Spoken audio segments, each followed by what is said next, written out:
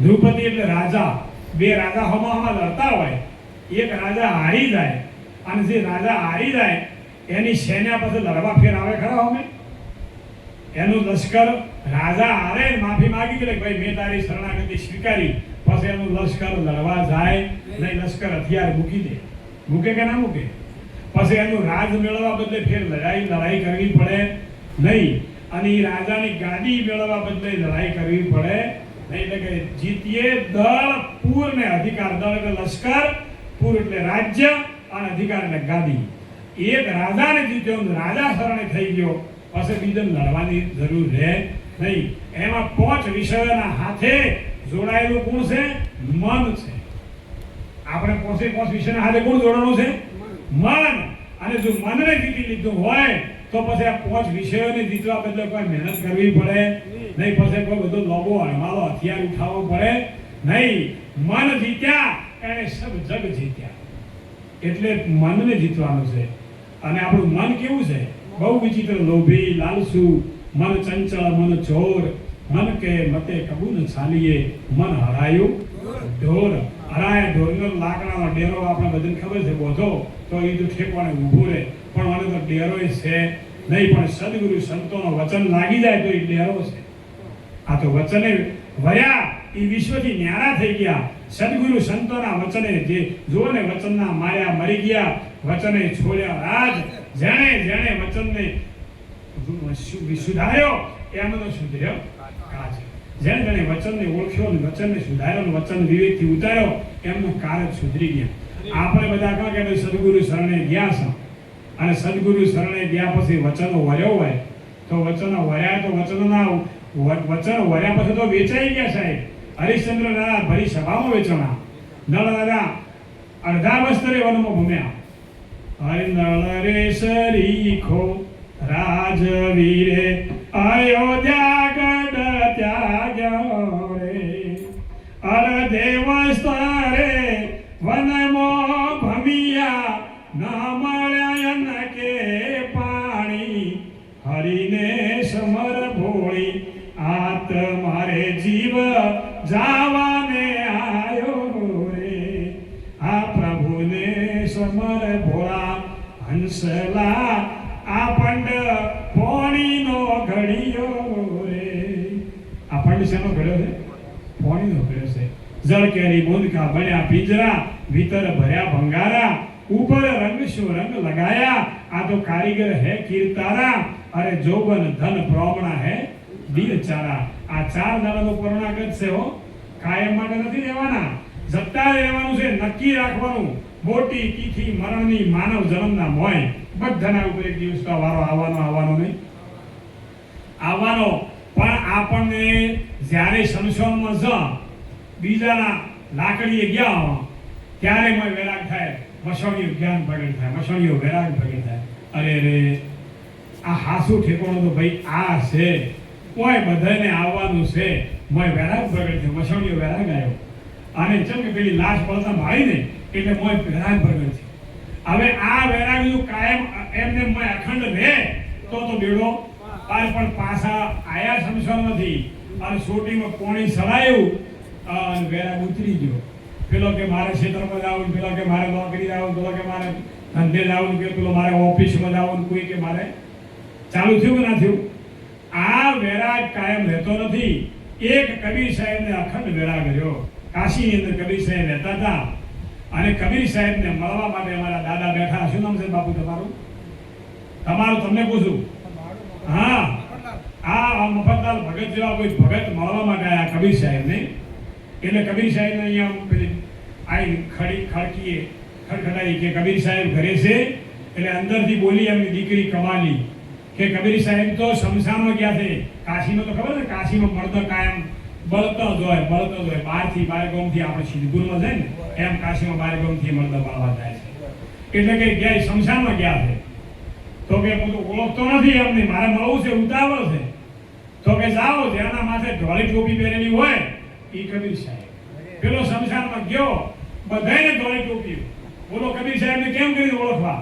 પેલો પાછો આવ્યો, આવીને ફેર આવ્યો, પેલી ખડકી ખડખડાઈ કે અરે ભાઈ બધાને ધોળી ટોપી છે, કબીર સાહેબ કયા છે મને ખબર ખબર પડતી નથી. તો કે જ્યારે પાછા આવે ને બધા શમશાનમાંથી અને ગોમના ગોદરેની શેરીએ વળે ને એ ઊભા રહેજો ઝોપે અને જેના માથે ધોઈ ટોપી હોય ને એ કબીર સાહેબ. બીજોના બધાના રંગ બદલાઈ ગયા, બધાને ખાવાનું પીવાનું પહેરવાનું ઉડવાનું આ બધું ચાલુ થઈ ગયું. અને કબીર સાહેબની એની ઈ જ દશા રહી. અને કબીર સાહેબને ઓળખે કે આ કબીર સાહેબ છે. અને કબીર સાહેબને મળ્યો કે બાપુ તમારા દર્શનની મને ભૂખ હતી, હું તમારા દર્શન માટે આવ્યો છું. તો કે ભાઈ હેડો મારા ઘેર.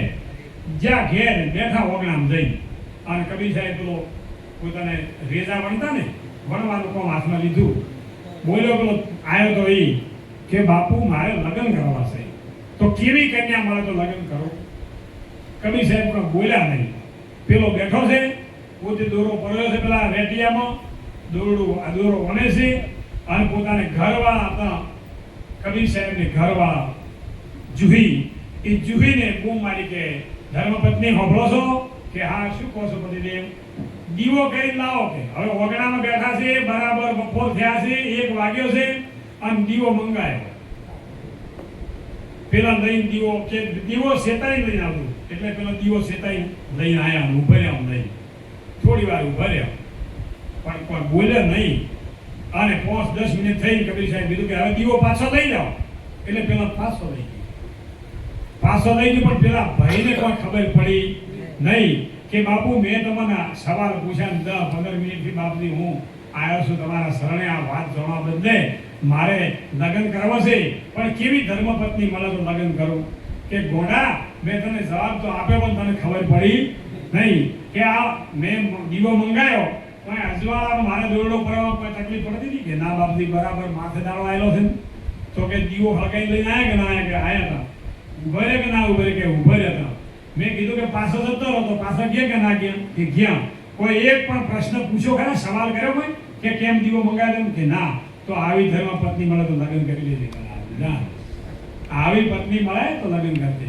અને આ તો નર નારીનું એક મતું તો થાય અમરાપુરમાં સતું. નર નારીના 2 મતા તો ઓય પછી ધકમ ધકા ને ઈયોય ધકમ ધકા. પછી કોઈ હરખાઈ આવે ઓય ઠટોળો પડી ભાઈ બીજે શાનું પડે ઠટોળો. એટલે એવું જ કદાચ એટલે કે જે લાખા નર નારી મળીને આ ધર્મ સ્થાપ્યો. આ શિવ શક્તિથી ધર્મ રસોડો છે આખું જગત. અને એવું જોડેલું હોય જેમ સંગાસા શેઠ, સંગાવતી રોણી, નળ રાજા, દમયંતી રોણી, હરિચંદ્ર રાજા, તારામતી રોણી, પ્રહલાદ રાજા પોતાની રત્નાવર રોણી, બલિચંદ્ર રાજા પોતાની વેદાવર રોણી, ધર્મ રાજા પોતાની દ્રૌપદી રોણી. અને તમે જુઓ તો ખરા આખા સંસારના જેટલા મહાપુરુષ છે આ બધાએ સજોડે કર્યા છે, સજોડે કર્યા. તો એવું પાત્ર હોય એ ભક્તિ ટકે અને ભક્તિ અમર બની જાય. આપણે એવું કામ કરવાનું છે સાહેબ. એટલે મારા ગુરુદેવ એવું મસ્ત વાત કરતા કે તને આવી ધર્મ ધરતી મળી, ટોપરા જેવું કોણી મળ્યું, પવિત્ર મા બાપ મળ્યા, સુલક્ષણી નારી મળી, ખોડ ખોપડ વગેરેના ભગવાને બાળકો આલ્યા હોય અને સૂર્ય અને ચંદ્ર તને ટાઈમસર પ્રકાશ આપતા હોય, 85 પવન બ્રહ્માંડમાં વાયરા નોખતા હોય, આ વનસ્પતિ જાત જાતના ફળ ફૂલ આવતી હોય, તો તારે હવે શું ખૂટે છે ભગવાનને યાદ કરવામાં? આટલી બધી સુવિધા કરી છે. સૂર્ય ચંદ્ર તપે છે પણ એક દાડો બિલ આપે છે આપણે બધા એ પ્રકાશ આવે પણ એનું કોઈ દાડો આ જો ગોળા કર્યા છે મીટર ફરતું હોય છે, આ પંખા હાટે છે મીટર ફરતું હોય છે, 85 પવન બ્રહ્માંડમાં વાયરા નોખે છે એનું મીટર કોઈ દાડો ફરે છે ના. પણ આપણે ચૂકવણું કરતા નથી. એનો બધાનો આપણા ઉપર ઉપકાર છે કે બધાનો બદલો સળે છે. આ સૂર્ય ચંદ્રનો બદલો સળે છે, ધરતી માતાનો બદલો સળે છે, જળદેવનો, અગ્નિદેવનો, પવનદેવનો બધાનો બદલો સળે છે આપણા ઉપર. પણ એ બદલો ચૂકવવા માટે આપણી પાસે એની ખબર કે કદર છે નહીં. જેણે ધર્મને સ્વીકાર્યો એને ખબર પડી કે આપણા ઉપર કેટલાના ઉપકાર છે. માતા પિતાનો ઉપકાર, આપણા વડીલોનો ઉપકાર, ધરતીનો, ચંદ્રનો, સૂર્યનો, પવન, પાણી, પૃથ્વી, આકાશ આ બધાનો ઉપકાર છે આપણા ઉપર, બદલો છે. અને એ બદલો શેનાથી ચૂકવાય? બીજું તો કોઈ સાધન આપણા પાસે છે નહીં, ખાલી ભગવાનને ભજી લેવા ખાસા મનથી. અને ગોદડું ઓઢીને ઊંઘ્યા ભગવાનને ભજશો ને તો એ હોંભળે તન કી જાણે મન કી જાણે અંતર કી ચોરી. જેનાથી શું છુપાઈ રાખો, જેના હાથમાં જન્મ મરણની દોરી. એ તો હોંભળે છે. ઘટના અંદર બેઠો ખબર પડે છે બધી. આ ઘટના અંદર જો ન હોય તો ઘટના અંદર હૃદયના ધબકારા કોણ ચલાવે? ખાધેલું અનાજ કોણ પચાવે? આ નશે નશે લોહી કોણ પોકાવે? શ્વાસ તમારો આપણો ચાલુ રહે છે, આપણે ઊંઘાઈ ગયા તો શ્વાસ ચાલુ કોણ રાખે? બોલો, ભગવાન અંદર છે કે નથી? આવો પ્રગટ ભગવાન.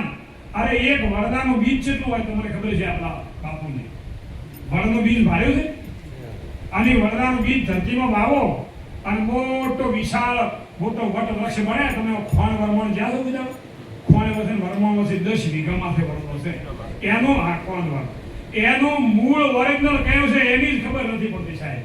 આટલો મોટો વિશાળ વડલો એક રજ જેવા બીજમાંથી રસવાનો.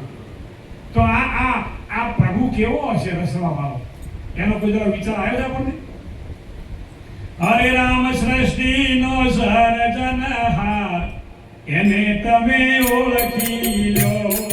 સૃષ્ટિનો સર્જનહાર, એને તમે ઓળખી લો. રામ સૃષ્ટિનો સર્જનહાર, એને તમે ઓળખી લો. રામ સૃષ્ટિનો સર્જનહાર, એને તમે ઓળખી લો. એની અકળાનો નથી પાર, એને તમે ઓળખી લો. એની અકળ કળાનો નથી પાર, એને તમે ઓળખી લો. આકાશમાં વાદળા ક્યાંથી આવે? આકાશમાં વાદળા ક્યાંથી આવે? અમૃતસરી કલીર ક્યાંથી લાવે? હોય અમૃતસરી કલીર ક્યાંથી આવે? તો ઝીણી ધારે વરસનાર, એને તમે ઓળખી લો. એરા તો ધીરી ધારે વરસનાર, એને તમે ઓળખી લો. નાળિયેરીના ઝાડ ઘણા ઊંચા દેખાય. નાળિયેરના ઝાડ ઘણા ઊંચા દેખાય. ફળને ત્રણ પર તો ગણાય. એના ફળને ત્રણ ફળ બગાડાય. હોય અમૃતનો પૂરનાર, એને તમે ઓળખી લો. ભાઈ અમૃતનો પૂરનાર, એને તમે ઓળખી લો. સૃષ્ટિનો સર્જનહાર, એને તમે ઓળખી લો. રામ સૃષ્ટિનો સર્જનહાર, એને તમે ઓળખી લો.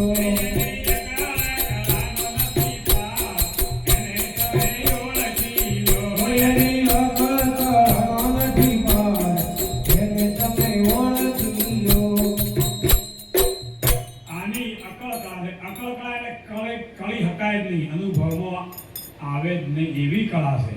એની વર્ણન કરવું વાણીથી તો વર્ણન થાય નહીં. કોઈ એમ કે ભક્ત હો ને ભગવાન કેવા હશે ને ક્યાં રહેતા હશે? તો કોઈ કે રામ અયોધ્યામાં થયા, કોઈ કે કૃષ્ણ મથુરામાં થયા, કોઈ કે શિવ કૈલાસમાં થયા, કોઈ કે બ્રહ્માજી બ્રહ્મપુરીમાં થયા, કોઈ કે વિષ્ણુ વિષ્ણુપુરીમાં થયા. આકારવાળા ભગવાન બધા આપણે બતાવી શકો, પણ જેના ઘટમાં બેઠો છે, આ રોમ રોમમાં પોદળે પોદળે ભગવાન બેઠો છે, એ કેવા આકારનો હશે? એનો કોઈ આકાર છે ખરા? એ તો નિરાકાર છે, અને નિરાકારનો આકાર છે નહીં, બધાયના આકારમાં સમાયેલો છે. કૂતરામાં કૂતરા જેવો, કીડીમાં કીડી જેવો, હાથીમાં હાથી જેવો. કીડી में तो નાનો બની બેઠો, હાથી में મોટો क्यों? હોય મહાવત ઉપર બેઠો ને હાકણ વાળો તું को तू ऐसो खेल रसो मेरे दाता ज्यों लोगों त्या तू को तू ऐसी भूल दुनिया के अंदर साबत करनी कर ले तू. दाता में दाता બન બેઠો, ભિખારી કે ભેળો તું. અરે લઈ જોડી તું માગણ લાગ્યો ને પાછો દેવા વાળો તું को तू. ચોરો में તું ચોર બની બેઠો, બદમાશોના ભેળો તું. કર ચોરી તું ભાગણ લાગ્યો અને પકડવા વાળો તું को तू. આ નર નારીમાં એક બિરાજે, દુનિયામાં દો દીખે ક્યું? બળી બાળકને રોવા લાગ્યો અને રાખણ વાળો તું को तू. જળ થળમાં તું ही બિરાજે, જંતર ભૂતો કે ભેળો તું. કહે કબીરા સુનો ભાઈ સાધુ, ગુરુ બનીને પણ બેઠો તું को. તો એસો ખેલ હશો મેરે દાતના જ્યાં જોઉં ત્યાં તુંનો. આ આખા સકળ વિશ્વના અંદર અખિલ બ્રહ્માંડમાં એક તું શ્રી હરિ નામ રૂપથી તું જુઓ ભાષે. ઘાટ ઘડ્યા પછી નામ રૂપ અલગ અલગ, અંતે તો હેમનું હેમ ભાષે. નરસિંહ મહેતો કહે છે કે આખા અખિલ બ્રહ્માંડમાં હે ભગવાન તું એકલો જ છે, બીજું કોઈ છે નહીં. દાગીના હોય હોનાના, કોઈને વેટી બનાવી, કોઈને બુટ્ટી બનાવી, કોઈને દોરો બનાવ્યો, કોઈને વળે કોઈ બીજું બનાવ્યું, પણ છે શું? અને આ બાઈને હોનું પહેરેલું હોય, ભાઈને પહેરેલું ગોખરું ઝોલા જે પહેર્યું હોય, આપણને ઘાટ દેખાય છે કે હોનું દેખાય છે? ઘાટ દેખાય છે આપણને. અને હોનારને એ લઈને જાવ તો એને શું દેખાય? એને હોનું દેખાય, કારણ કે ઘડ્યું જ છે એને ઘાટ દેખાય. એમ પરમાત્માએ આ ઘડ્યું છે આખું વિશ્વ, તો એને ઘાટ નથી દેખાતા, એ તો ઘાટથી પર છે, અઘાટ છે. અને એવું આ અઘાટ પાછો ભાઈ રૂબેરૂમાં બેઠો છે. જેમ સોનાના દાગીનાના અંદર હોનું છે કે નથી, એમ બધાના અંદર ભગવાન બેઠો છે. સબ ઘટ મેરા સોઈ હે ખાલી ઘટ ન કોઈ, બલિહારી વા ઘટકી કે જો ઘટ में પ્રગટ હોય. બધાયમાં ભગવાન છે. લાકડાના અંદર અગ્નિ હોય કે ના હોય? ટૂંકા લાકડામાં પણ અગ્નિનો સંગ ન કરાવો ત્યાં સુધી લાકડું અગ્નિ પ્રગટ થઈ શકતી નથી. મેદીમાં લાલી છે કે નથી, પણ એને ઘૂંટ્યા વગર લાલી આવતી નથી. દૂધના અંદર મોખણ ઘી છે કે નથી, પણ દૂધના અંદર દીવો કરી દિવેટ કરી મૂકો તો દૂધમાં દીવો થાય ખરા? પણ એને વલણો કરીને ઘી બનાવો તો બોલો દીવો થાય કે ન થાય? એમ બધાના અંદર ભગવાન પરમાત્મા છે. પણ જેણે જેણે એના હાથે તાર મિલાયો, તાર જોડ્યો, એના હાથે સાધના કરી, એના અંદર પ્રગટ થયો. બધે કે છે તો ખરા, પણ બધે પ્રગટ થતો નથી. છે બધે. સદગુરુ ભગવાન કી જય. સમય તમારો બધાનો ખૂબ લીધો, કારણ કે